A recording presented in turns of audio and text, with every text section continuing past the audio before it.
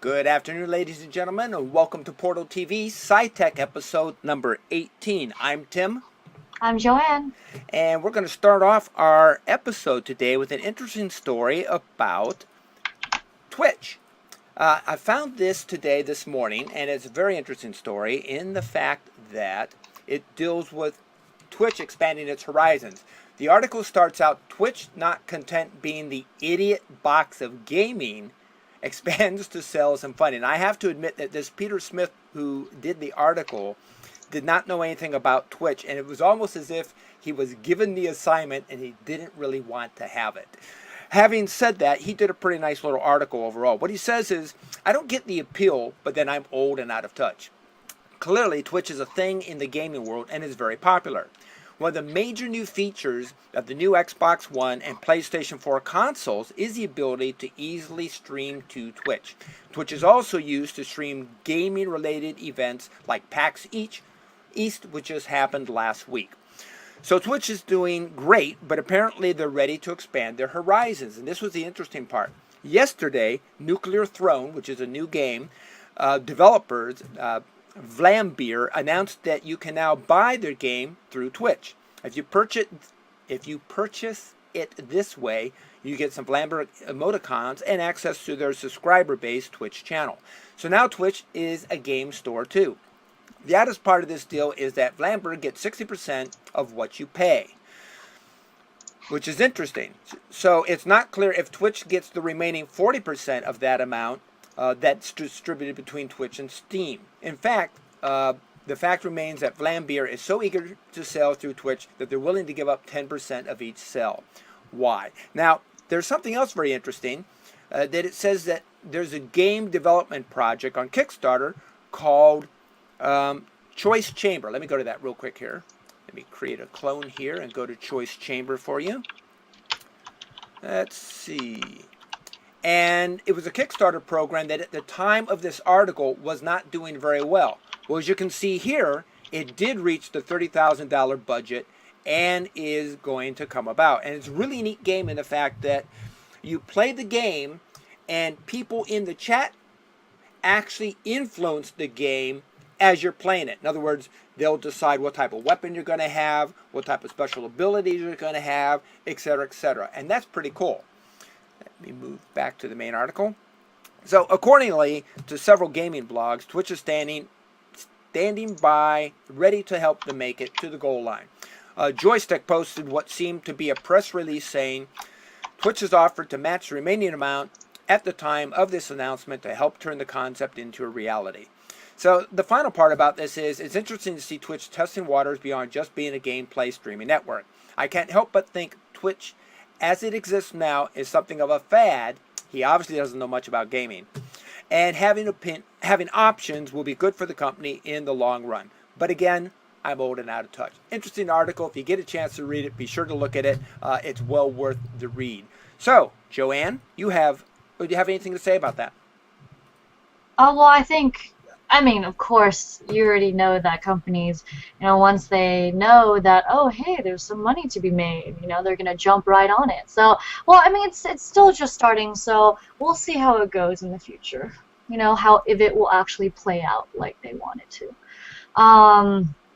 But yeah, I mean, if I were them, I would want to, reach in all avenues and try to promote, instead of just taking from, I guess what do? They take 50% of all the popular viewers, right? They take 50% of the broadcasters, right, who get their partnership and their subscription button, correct? Exactly. So it's more just like, well, I mean, I guess people always want to make more. So, but I'm not Twitch, so I've got nothing to say about it. I'm just kidding. I have two short stories that I'm going to share with you guys. And wow, I can really feel it now. It's getting really warm. Do you feel it, Tim? I don't feel your heat, but yes, it's getting warm. Yeah, I mean, oh my gosh, I can feel myself slightly sweating right now. It's probably time to turn on the AC soon, but I'll try not to as it is very, very loud. But let me get on to my stories. For you gamers out there, AMD refreshes Never Settle Forever bundle to include the R series cards, and you can also get indie games.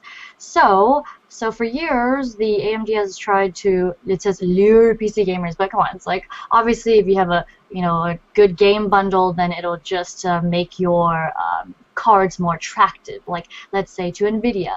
I really am not too biased here because I believe that both companies make good cards, and basically it's going to include the Never Settle Forever bundle for the AMD R series, starting from the low R7 240 card all the way up to the more high-end R9 295X2. And for the first time, they said, buyers can choose from a handful of indie games as part of the bundle, which is pretty cool, right? More games! And the number of games that buyers get depend on the level of the graphics card. Again, that makes sense. You get a lot more options and stuff thrown in, obviously, if you get a more expensive card. So for the R7 250X, that falls in the bronze tier, so you get one free game with the purchase. The silver tier covers mid-range R7 260 and R9 270 cards, which include 2 free games. And of course, if you're in the gold tier, then that would be all the R9 280 and higher cards. So that includes 3 free games, you guessed it. And I'm just going to read off a couple of the list of games available in the bundle. Dungeon Siege 3, Dirt 3, Alan Wake, Darksliders 1 and 2, Company of Heroes, Total War Shogun 2, Titan Quest Gold Edition, blah blah blah yada yada. And they even have Thief, Silver and Gold only, and Tomb Raider, Hitman Absolution, and the rest. However, they missed Devil May Cry, Far Cry 3, and Far Cry 3 Blood Dragon that they included in the last bundle, but the Thief revamp is a new inclusion. And also they offer the indie games in 2 packs, so with each pack counting as 1 selection, you can choose any combination from the Banner Saga, Dyad, or Diad. I like this one, Guacamelee. That's cute. I think that's what it's called anyway. Tales from Space, Mutant Blobs Attack, and so on. And one more thing, blah blah blah. And it says that the Never Forever bundle is more attractive than Nvidia's current bundle in that Nvidia only includes the game Daylight and some currency on a few free-to-play titles. So good for you. However, AMD does need to watch out for the inflated prices because of the Bitcoin boom. Although I don't think too many people are mining still, right, because of the whole Mt. Gox thing. We'll have to see if that gets settled out and gets rehabilitated. I think it's in the process right now. Okay, so the next story is a quick one too. It's Samsung. They had another fire on Sunday. Poor guys, factory. They had another fire before this in March of this year, and that was in the South Korea supplier plant called DAP Corporation, and that supplier produces circuit boards for the company's smartphones, but Samsung said it wouldn't affect the launch of the Galaxy S5 handset. But the one we're talking about today is the fire in the Samsung facility in South Korea on Sunday. Like I said, just yesterday, which is crazy, resulted in temporary outage. That means the website got shut down for like 4.5 hours, as well as their smart TV products were reporting error messages. So of course, what do people do? Complain on Twitter. That seems to be a good medium nowadays. However, I believe the website should be up by now, and what else? Samsung said that the fire was the result of a power supply issue. Although Tim thinks there's some kind of conspiracy going on. Yes, it's corporate espionage by Black Ninja Koreans. Yes. Next thing you know, Tim will be like, aliens exist.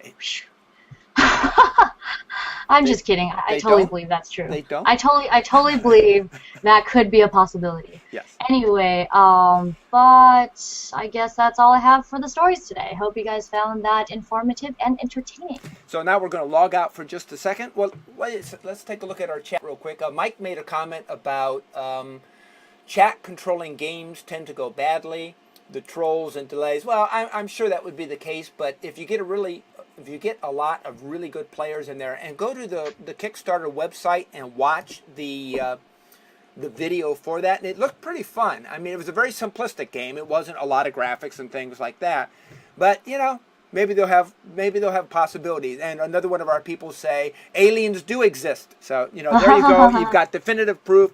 We're ready to go. So we're going to log out for a second now, Yes, folks. one person said that. But Yes. anyway, we'll be back with World of Warcraft. So you hang tight, everybody. All right, folks. We'll be right back. Right back.